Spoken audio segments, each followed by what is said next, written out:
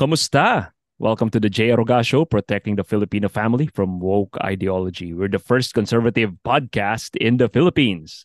And speaking of fighting woke ideology, our next guest has been in this battle for a long time.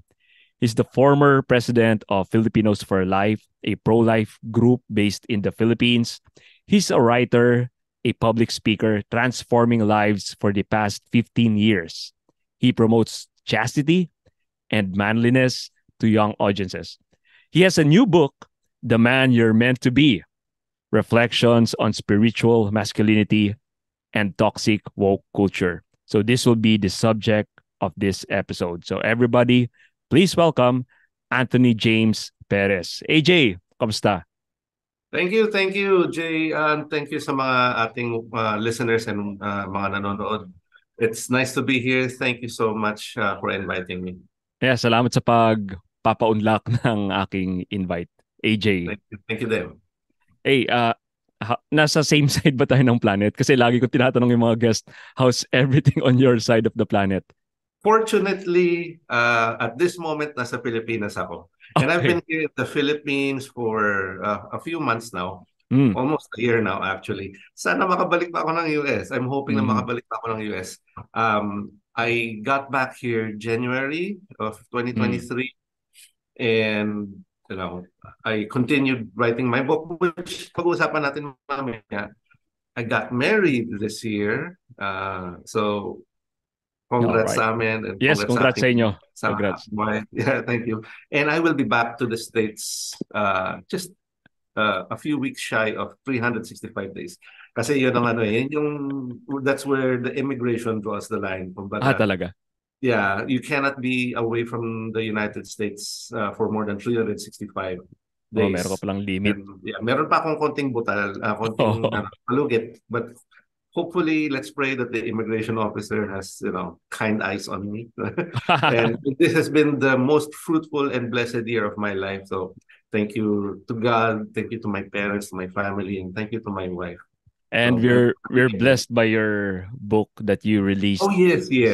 So, yun nga, thank you for inviting me here para mapag-usapan yung book. Yes. Bago na pag-usapan yung aklat, yung spiritual masculinity, the toxic woke culture, can you tell us about yourself? Were you always Catholic? What brought you to this fight against wokeness? I was a former seminarian. 7 years ako nasa seminary. In the seminary of the Salesians of Don Bosco. Although 4 of those 7 years ay nasa minor seminary, which is high school. No? But still, I count those 7 years as a blessing. So doon ko natutunan ng mabuti yung ating catechism. And paglabas ko ng seminaryo, I didn't count that as as an unfortunate incident. Kumbaga, blessing din yun kasi God was redirecting me towards my mission. I just didn't realize it back then. Pero nung paglabas ko, ang una kong napansin is, there is really something wrong with the world. Kasi I was sheltered for 7 years. Umalis ako, I was merely a boy. Paglabas ko ng seminary to the real world. Mga anong year to? Sorry. Malalaman na edad mo. I think this is the year 2000 and 2001. Oh, okay. Alam na.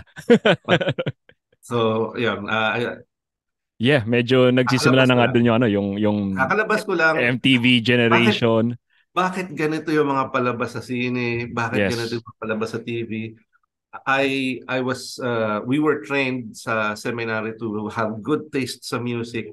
If you can remember it well, yun yung panahong patok na patok yung mga novelty songs. Ang gaganda pa ng mga music noon, nung mga 90s and early 2000s. And paglabas ko, parang ang bababaw ng mga kanta. At yung mga palabas ay very sexually, oriented yung. Yes. So, sabi ko, hindi dapat ganito. So even back then, malakas na yung aking sense of, wait, this is what I've been taught, this is the truth, and this is what the world is bringing to our children, to us. Yes. So yun, that's a brief background of Mm. my. Mm. But then, Yeah. um, medyo napariwara din ako.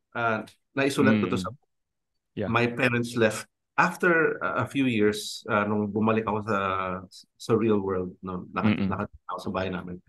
My parents left for the States, Mm. and I was left alone at the house. And you can Mm. imagine a young man who has barely any idea how the world works, Mm. left to his own, left on his Devices. own sa bahay. So Uh, yes, so yan yung lahat ng vices that you can think of. Anong gagawin ng isang lalaking mag-isa sa oh bahay? yeah. Di ba? So, Yeah. um, a good part of the book deals with that journey of mine na I lived a very mediocre life. Mm. Even as I was part of the pro-life ministry, even as I was giving talks about chastity. Mm. And unfortunately, there in many ways I was a hypocrite to our own cause. Yes. And nung napunta ako sa States finally, doon ko na-realize I need to take stock of my life and to take hold of it again, to be in control of my life. And magpakatotoo ako dun sa mga pinipreach ko. So that is, a Mm. brief summary in 20 years, Yeah. in a few Yeah. short sentences. Oo That nga. was the last 20 or so years ng buhay ko. Wow. And And that's the reason why I wrote that book. yeah, I know what you mean. And kasi before, in the 90s and early 2000s, siguro, Alam mo. may konting idea ako, is yung mga binabanggit mo na sexualized masyado yung mga movies, meron na nun, but hindi siya yung norm, di ba? Parang ano siya parang exception siya. May mga lumalabas na ganon at least nung 90s hindi siya norm Parang at least yung mga TV shows, sina Dolphy, yung Home Along the Riles, yung mga ganon, may family values kahit papaano na Yes. involved in siguro generally. Pero kung mayroon mga lumabas na mga ST or TF, ah hindi sila yung norm Pero nung 2000s, parang nagkaroon ng shift alam ko yung sinasabi mo. Parang bukod sa siya na yung norm, it's even to a point na celebrated pa itong mga bagay na ito, yung Yeah. sex positivity, At, even up until now, di ba? So mhm. yun yung nakita kong shift. So Sinishame ka kapag ikaw yung parang nagre-resist against that baliktad, type. oo, baliktad. Yeah. So we'll talk about the book and medyo nabanggit mo na kung bakit mo naisulat yung aklat. Mhm. Hindi natin i-spoil ang mga laman nito, but I'm sure kung may mapag-usapan tayo ng parts ng book na That's medyo fine. Yeah. spoiler, madami pang nakasulat dito that this Yes. podcast episode can contain.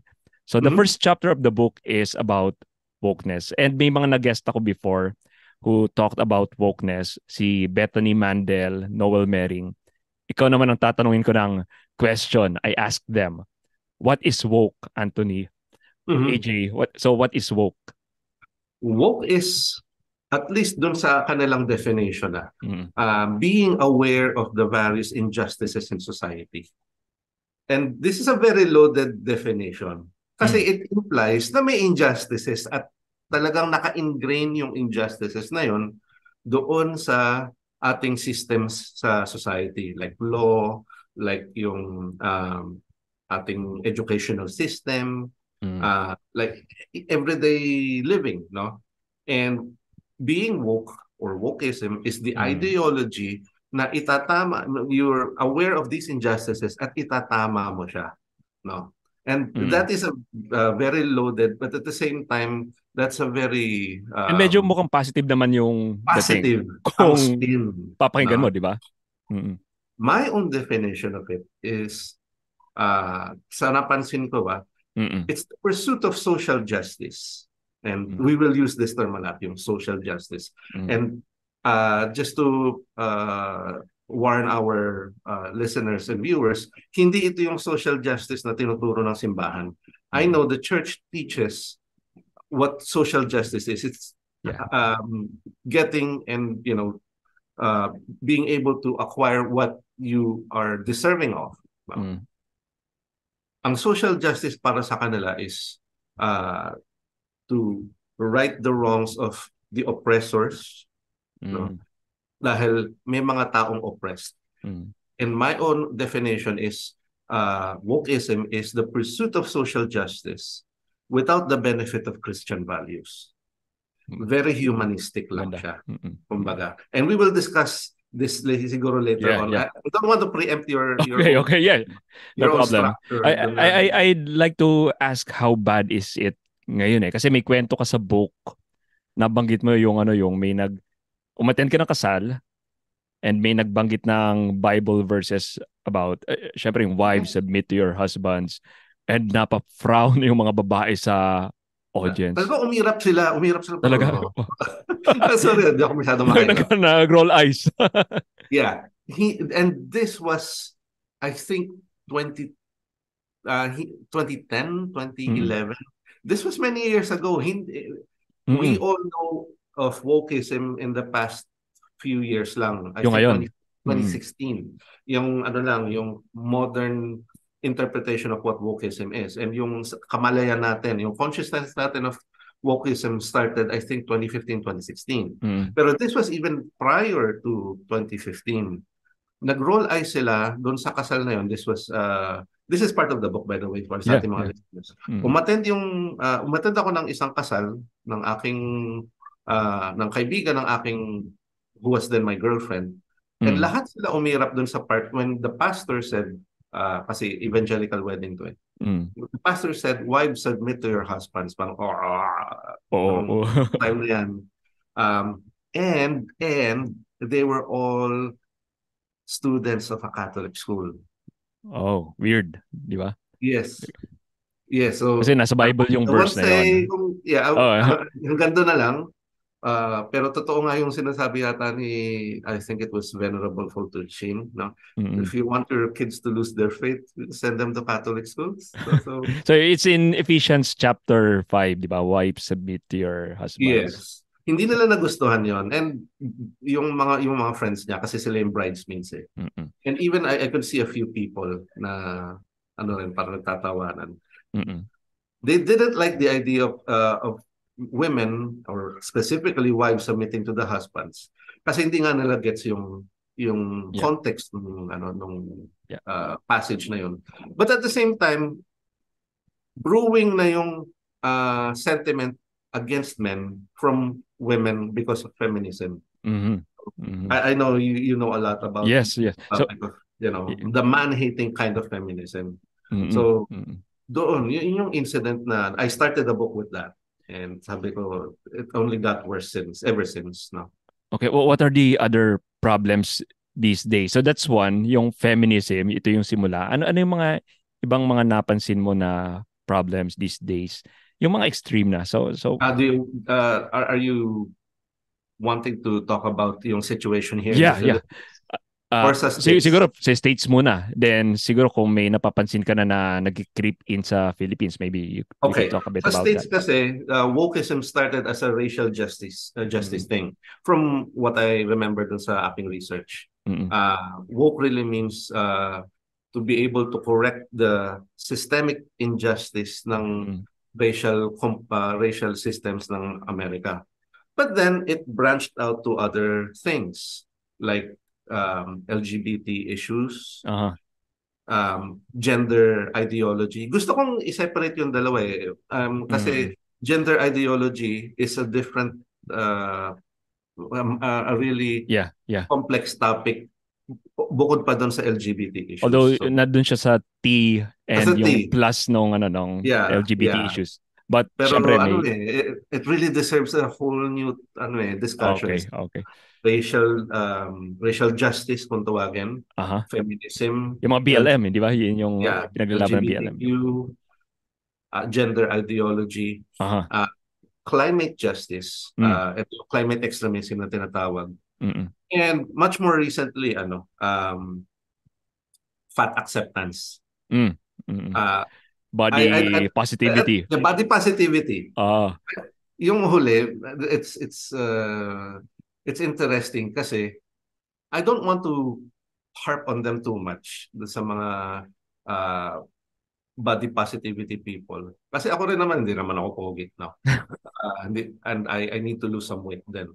Pero when you say body positivity kasi lately, parang it's becoming a movement of accepting from a movement of accepting whatever flaws you have to accepting, you know, Yeah. fatness And, and and, obesity. and yung mga tao na, let's say, we're conscious na we're overweight, we do something about it. Either through Yes. exercise or diet. Pero itong tinutukoy mo na body positivity movement, parang they frown dun sa pag-exercise and pag-diet, di ba? Parang, Kasi they think na genetic yon, wala na silang magagawa nun. And that is the common thread sa lahat ng issues ng wokeism. okay. And I know napansin mo rin to. There is this malakas yung there's the sense of I am a victim, I am oppressed. And therefore dapat I am entitled to being treated better than the rest, especially kung meron kang tinge ng pagiging oppressor, like Yes. people, male, the rich capitalists, kumbaga. Mm-mm. So yun. Ano yung mga medyo nag-creep in na dito sa Pilipinas from what you can observe? I would go by the Agile Data Solutions study last May 2023. This is a very recent study. Wow. They studied users of their app, yung Hustle PH, no? And 6 out of 10 of their users identify themselves as woke. Okay. Tapos ang main issues nila is of course yung main issues nila would be apart from extrajudicial killings and election integrity. I mean, boto tayo doon. We are allies with them in achieving those kinds of things, na especially justice for na sa mga pinapatay and integrity sa elections. Walang problema doon. Pero yung ibang issues na ng pagiging woke ng Pilipino, according to that study by Agile Data Solutions, is LGBT, of course, cohabitation. Surprisingly, yung mga live-in, so yun yung yes, yung term natin din sa Pinas. Yun ang pinaglalaban nila. And women's issues, feminism. So yung yung LGBT and yung women's issues, given na yan eh. Pero I was quite surprised na dito sa Pilipinas, there's a strong sentiment, especially among the youth, for cohabitation and living in. Kasi I assume, I didn't really get into the nitty-gritty of the study, but I assume na these are the kids, the millennials and Gen Z, who went through broken families and still suffer from the brokenness of their families. Kung hindi nila nakita yung ganda ng what a real family does to the person, to children, kaya ang reaction nila is, live in na lang tayo. Let's see. Let's try each other out muna. Pag sinaktan mo ako, we can separate. Okay. So, yung isang part ng book entitled is The Man You're Meant to Be, and its reflections on spiritual masculinity and toxic woke culture. We talked about the toxic woke culture a bit. Why then is spiritual masculinity the cure to this toxic woke culture? Di ba? Ang masculinity is the cause of the world's problems. Sabi nila, because it's toxic, the patriarchy, toxic masculinity.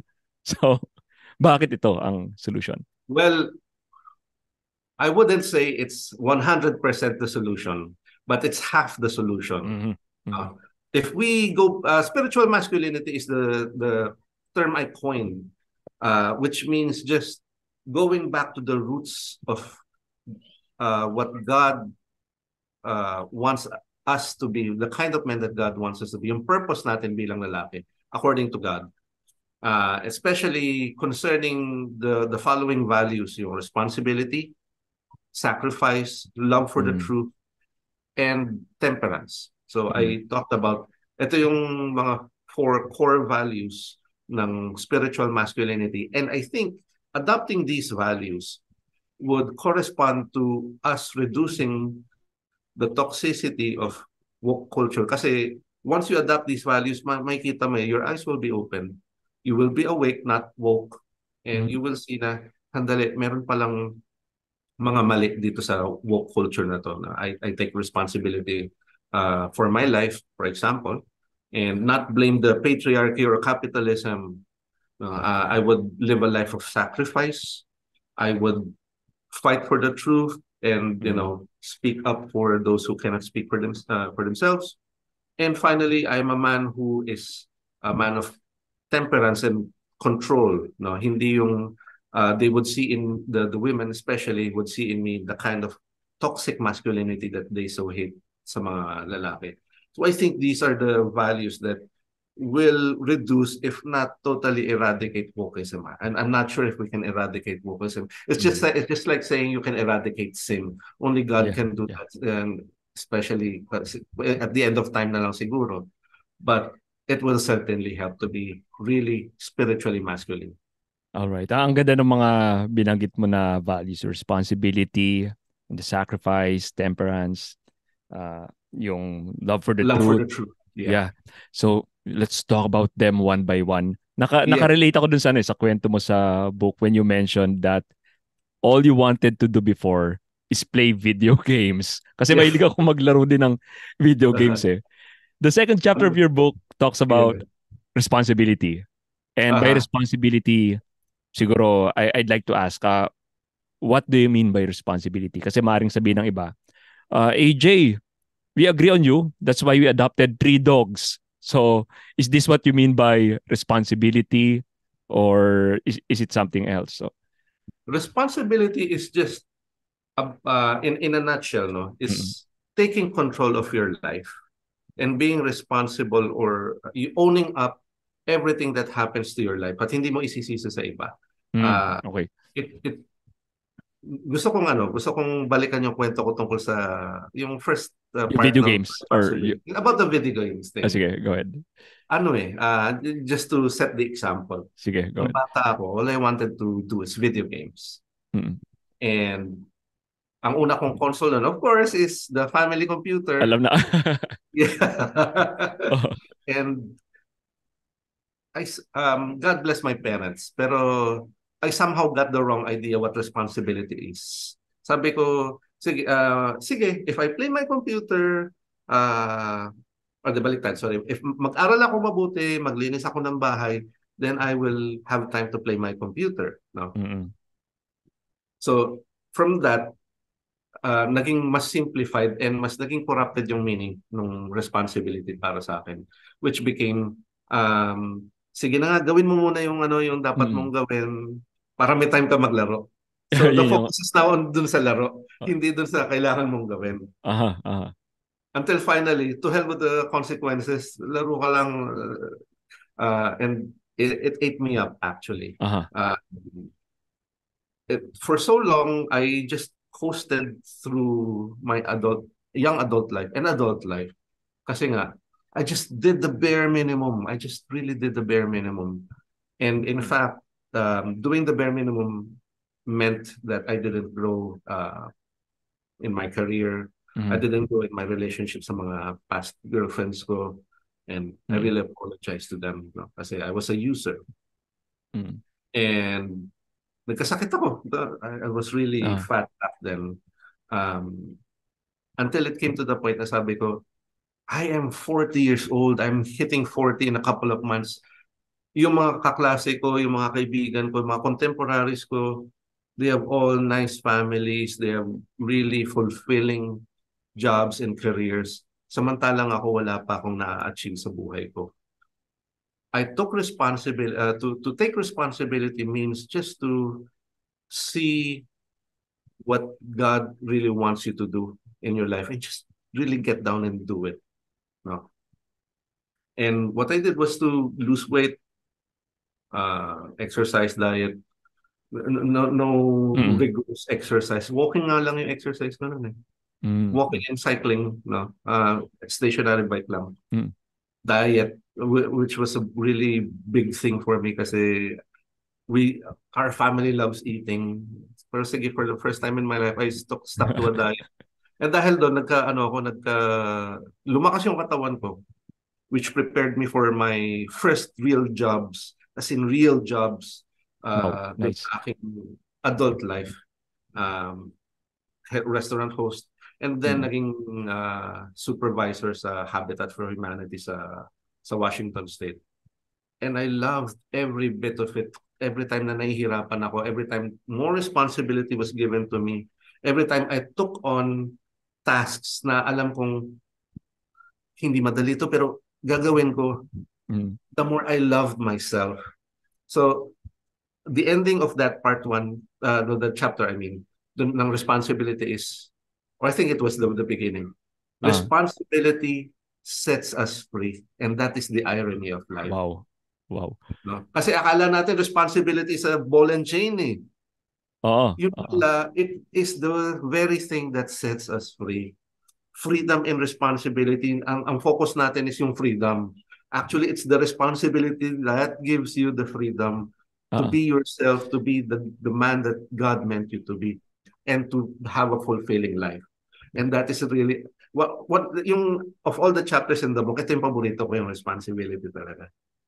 That's good to hear. Kasi it means na you started with a, like parang binigyan ka ng bad card eh. Pero maybe it's even your own doing, di ba? Parang I yung, made, I was given good cards, I just made it bad. yeah, yeah. And you could go the totally opposite direction Aha.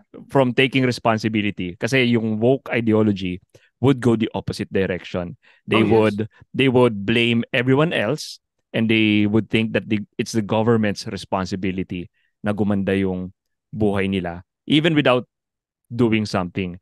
And I've met young people these days na hindi pa nga nakaka-graduate. Medyo gloomy na yung tingin nila sa buhay nila pag nagtrabaho sila. And they were Yeah. hoping na yung government would grab them and give them a good life. Like a Yeah, magic genie, with a no? Parang, magic genie. Oo. yeah. And that, I think that is the sentiment of wokeism, no? Kasi feeling nila oppressed sila dahil for Mm, whatever reason, dahil sila ay obese, dahil sila ay babae, dahil sila LGBT. mm, I started with, or one of the earlier chapters of my book started with responsibility, because I want them to realize that you have the agency to change your life and not be affected by patriarchy or mm, capitalists. No, you have the power to change your life, even though you were given the cards that you think are, mm. Yeah. uh, medyo But disadvantage yung position mo. oh yeah. So, I really love that chapter, no? Kasi Ganda nga. it gives you the impetus to move and to Yes. strive to be Yes. better. And nabanggit ko yung ano, yung kanina yung is responsibility owning dogs. Kasi may mga bagong may mga Yeah. bagong lumalabas ngayon yung tinatawag na dinks. Alam, narinig mo na ba yung dinks? Yeah, double income, no kids. Oo, di ba? So, Yeah. and they're contented sa ganun. Tapos meron nga dinkwad, di ba?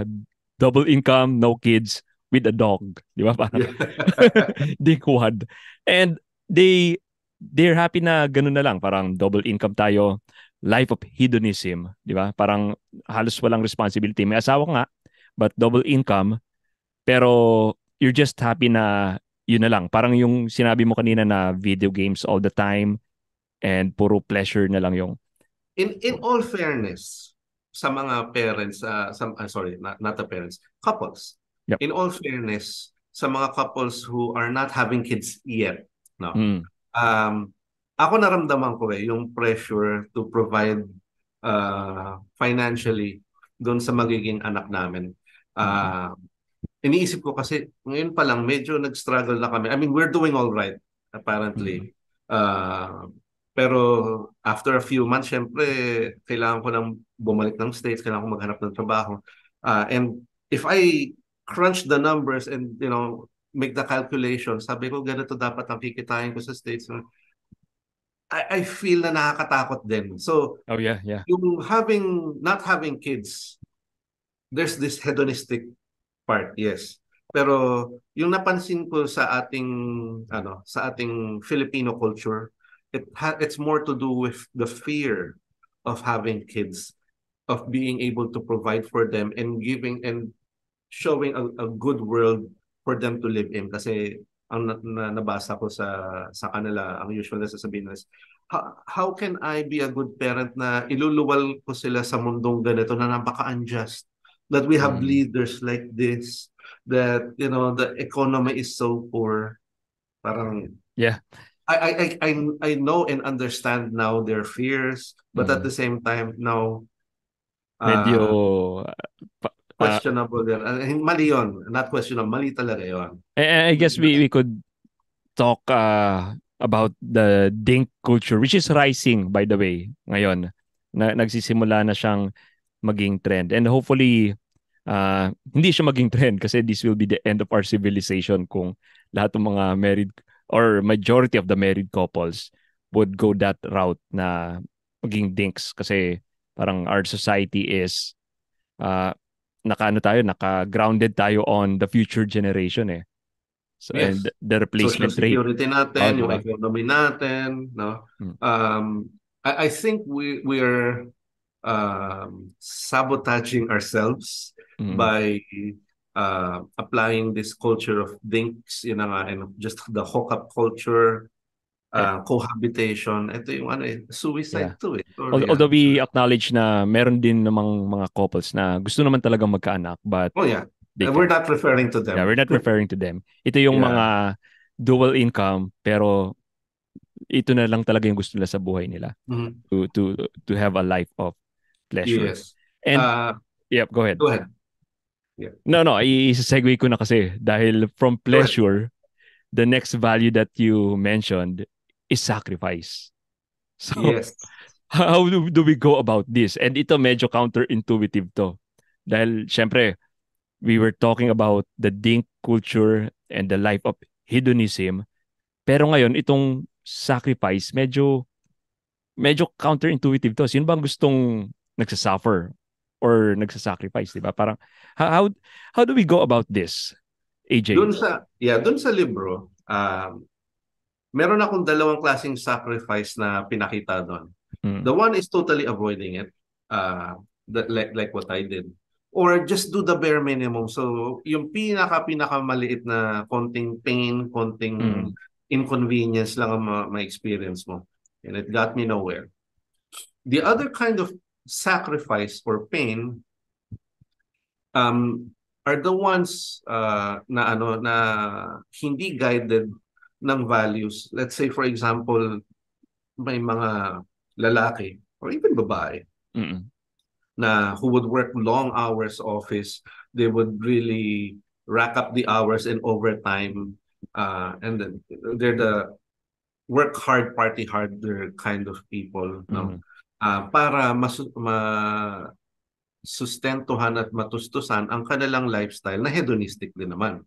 So these are the two polar opposite, the two opposites na aking inilahad sa libro, no?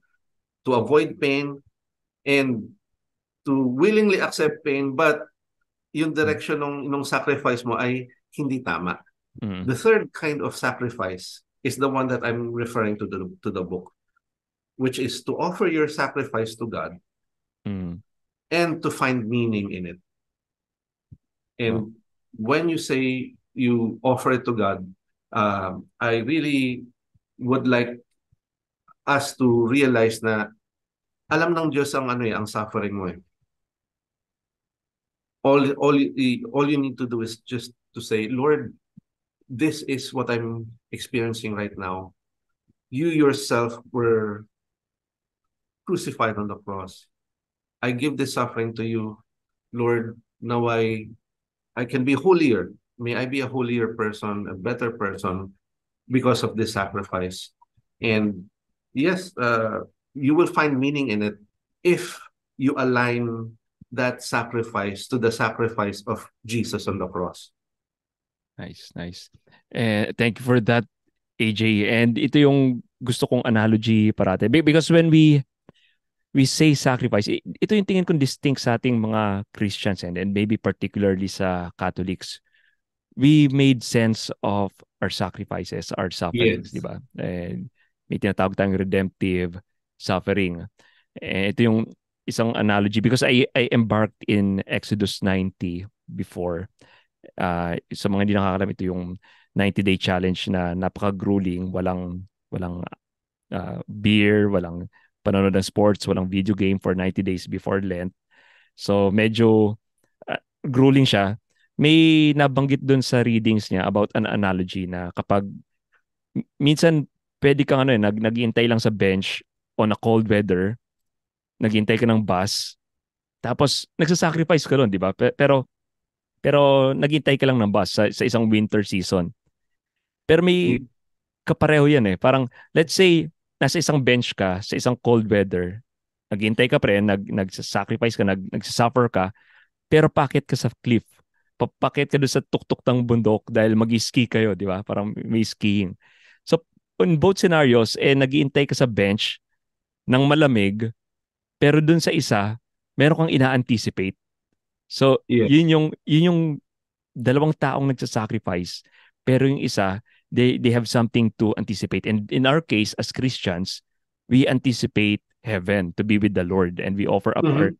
sacrifices because that's what we're ordered towards, di ba? To the Lord. We offer up our Yeah. sacrifices to the Lord and may kinapupuntahan yung ating sacrifice. And yeah. Yo, go ahead. Then there's a reason why we Christians, ang symbol natin is the cross.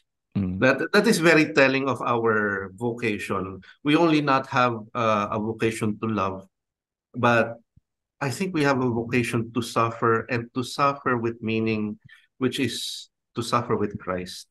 galing. No, yun ang aking. Pero tama yung natutuwa ako Oo. dun sa example mo, yung even the small sacrifices.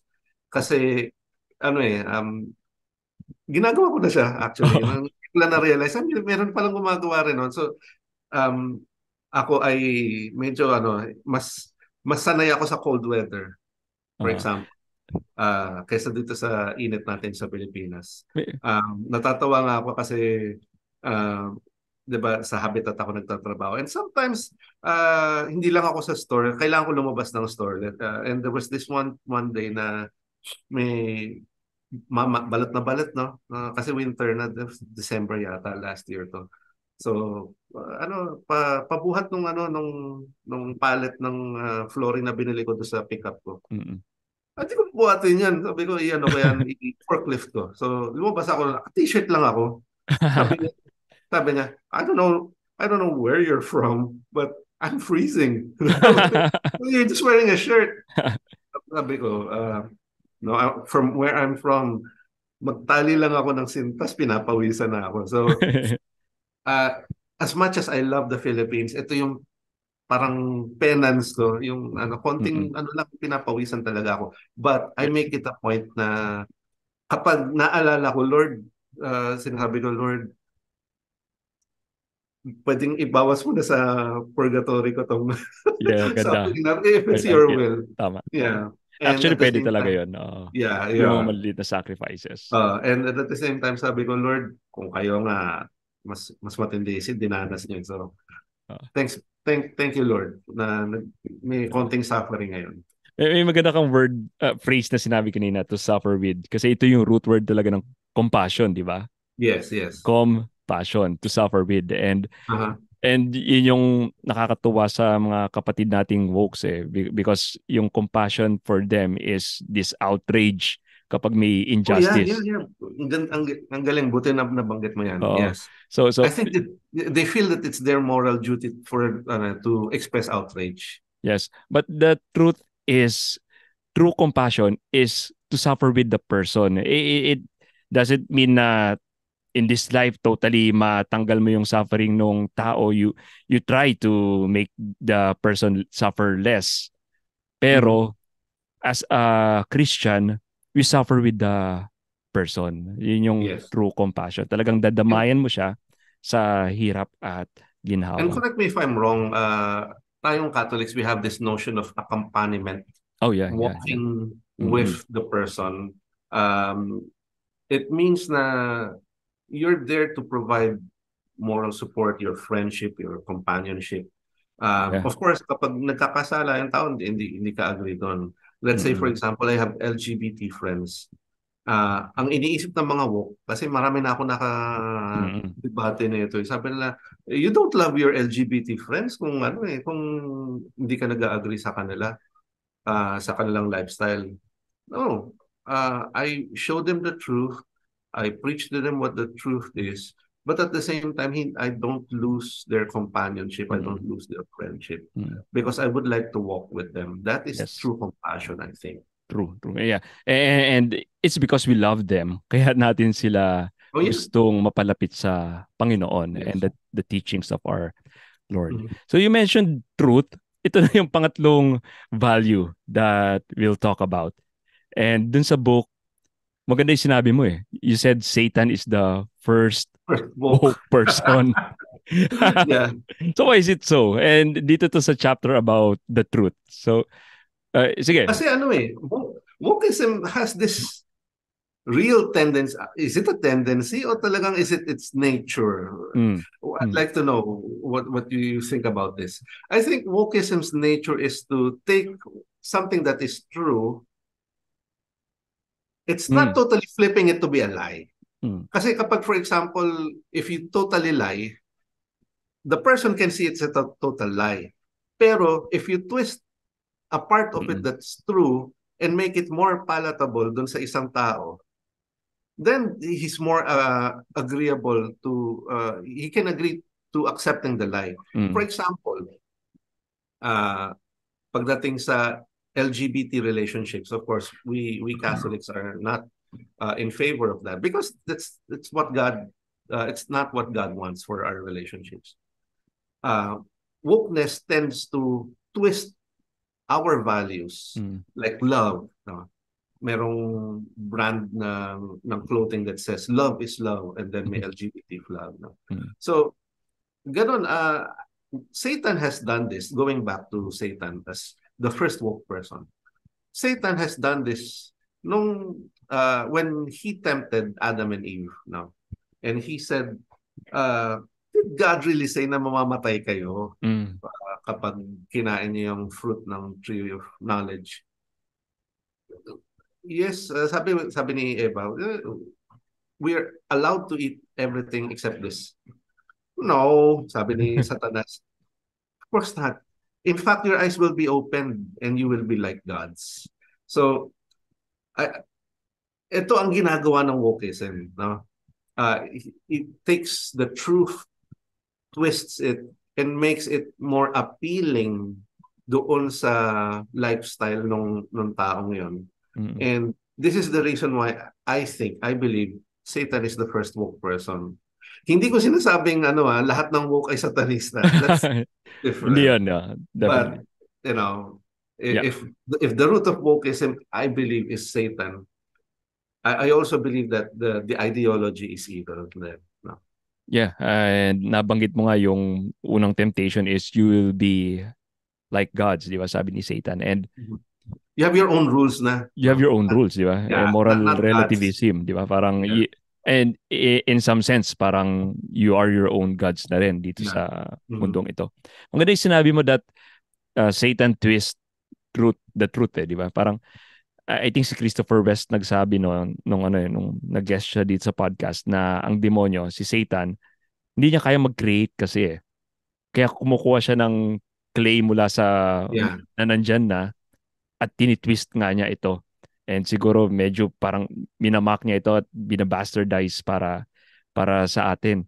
Kaya kunwari, let's say beauty, the feminine beauty, tinwist ni Satan and you get pornography, di ba? Parang he used beauty for our detriment para maging sinful tayo. And dun din sa lahat ng aspeto ng wokeism, like the meaning of man and woman, love. Yeah. You mentioned love. Can you imagine that in 2023, well, nagsimula yun ng 2020s, no? We will be talking about whether a man is a man and a woman is really a woman, or pwede bang pareho or both or none at all. No, this is not progress. This is not progress. When I was a kid, I would imagine the 2000s and beyond as a time of real progress, of scientific progress. And yet we have so-called scientific journals and studies that prove that there's like 2 billion genders, and you can be the gender or a man or a woman or whatever you want. This is all these are affronts to the truth. At napapalayo tayo kay Kristo whenever we apply woke values, kasi Christ himself is the truth. He's the way, the truth, and the life. Yes. Kaya whoever spreads lies and accepts untruths na hindi pinag-aaralan, it's an affront to the truth and to Christ, who is truth himself. Yes, and the truth will set you free. So you yes. And konting addition lang. Go ahead. Dun sa 12 rules for life ni Jordan Peterson, he mentioned na in one of those rules, sabi niya, it's hard, don't speak the truth, yung isa sa rule. Or at least don't lie. Yes. Siningit niya yun eh. Kasi mahirap nga naman hanapin yung katotohanan. Kasi there's always conflicting stories, narratives, and sources. Pero it's not impossible. At least do not strive to be false. Do not strive to spread falsehood. No, yun yung first step. Pero our job and duty as men is to really pursue the truth. Yes. And I believe na banggit nga ni Dr. Peterson na whenever we tell lies, is nagkakaroon tayo ng mga biological and psychological functions which is parang disordered. Kaya nga yung lie detector na kukuha niya kung nagsisinungaling tayo because hindi siya something na natural sa atin whenever we say something na hindi totoo. And even sa psychological part ng ating brain, medyo if you're holding a lie, which is something na hindi na gano'n, na tumutugma sa reality, medyo na apektuhan yung ating pag-iisip. Kaya I think yun yung reason kung bakit niya talaga at nagmamanifest yan sa body language kasi alam ng katawan na you're telling a lie. Yes, kaya talagang mahalaga yung truth and that's why we need to fight for the truth. Yep. Okay, so the last value is temperance. And ito, we talked about sacrifice and its value. Ano naman tong temperance? And I mentioned, I did Exodus 90. And whenever we go through Lent, and ngayon nasa Advent tayo, we should do some abstinence, fasting, and part dito yung temperance, di ba? When we offer up our suffering and sacrifice to the Lord, that's a little bit of temperance kasi nagsasuffer din naman tayo kapag nag-abstain tayo at nagpa-fast. Pero a woke person might say na parang, AJ, sige, okay, convinced na kami sa sacrifice and suffering. Pero itong temperance medyo self-inflicted to eh. Bakit namin kailangan gawin to? Yes.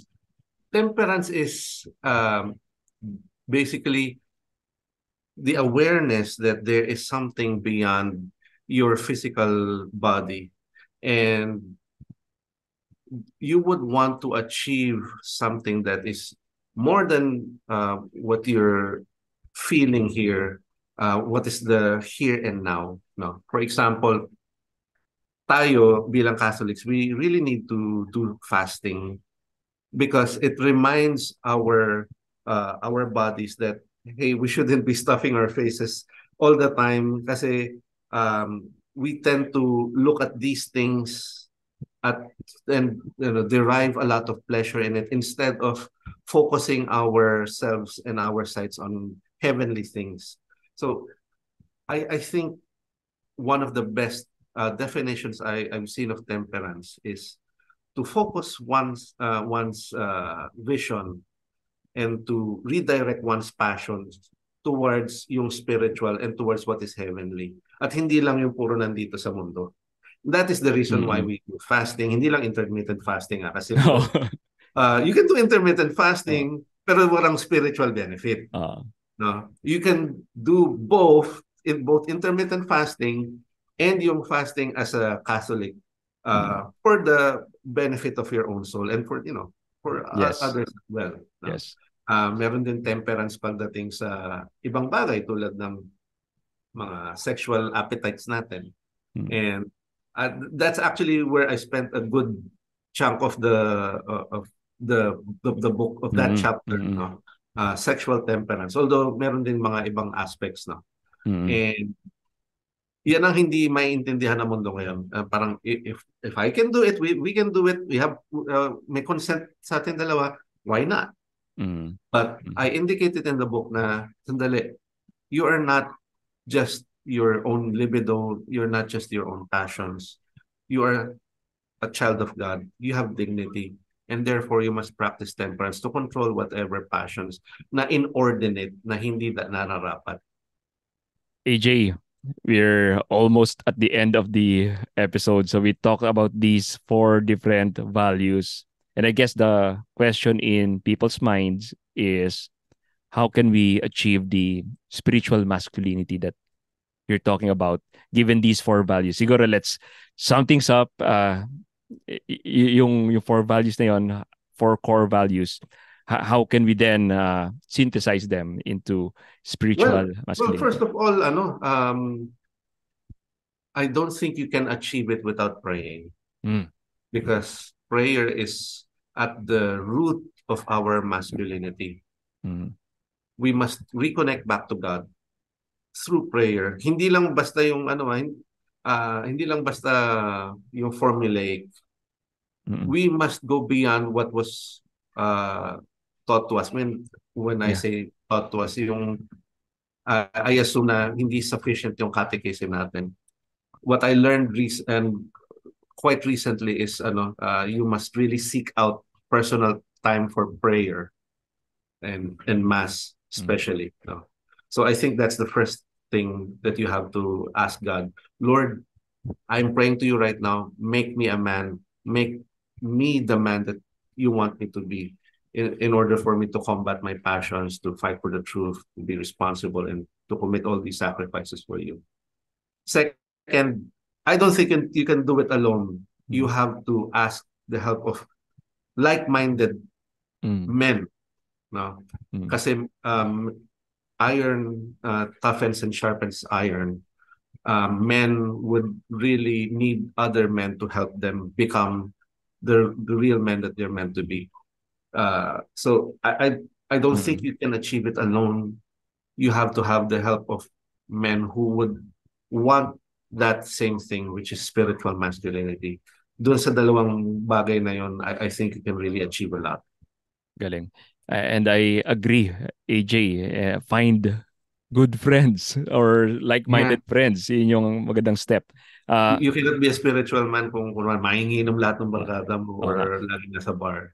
And kung ikaw yung uh, unang friend sa barkada mo who realized this, I think simulan mo sa sarili mo and huwag ka nang makisama sa mga, let's say, kapag nag-green jokes yung mga barkada mo, huwag ka na makitawa or huwag mo nang sundutin, di ba? Parang Yeah. be the light sa barkada nyo and pray for them. Okay. Right. Hopefully, from you, Magbago sila. yeah, magbago din sila. AJ, we've come to the end of the episode. I'd like to thank you Thank very you. much again for everything that you do. I enjoyed our conversation. Medyo bitin no? Kaya nga, Pero sige, we can do a part 2. kaya nga, dami nating hindi na pag-usapan about the book. Nandiyan pa yung section on the vocabulary, which I think Yeah. merits a whole other episode. Siguro we can do a next episode Yes, on that. yes. So Yeah. the good thing para sa audience is you don't need to wait for us to record that episode to learn the vocabulary. Kailangan Mm. nyo na lang bilhin yung aklat ni AJ. Kaya Yes. AJ, any final words sa audience and please Yes. invite them to your work. I hope you can take the time to order the book. I've had very good reviews from both men and women about this, especially the men.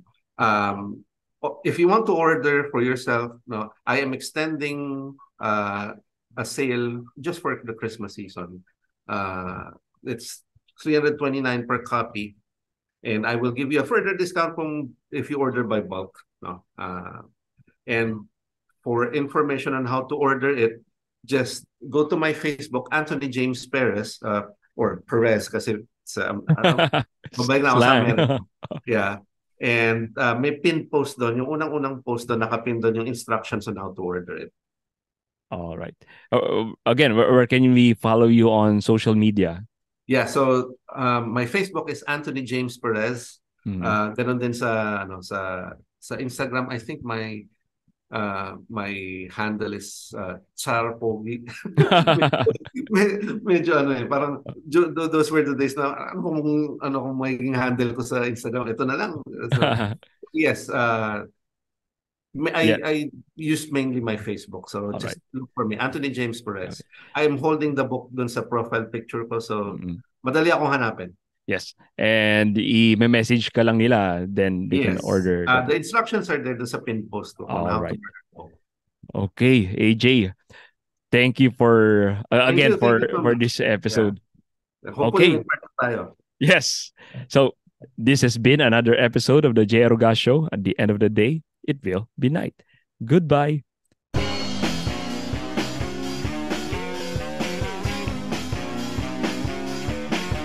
Hi, this is J. Roga of the J. Roga Show. If you like what you just saw, please consider subscribing and smash that like button. We'll need all of your help to take back the culture from this ideological colonization of the West. Thank you.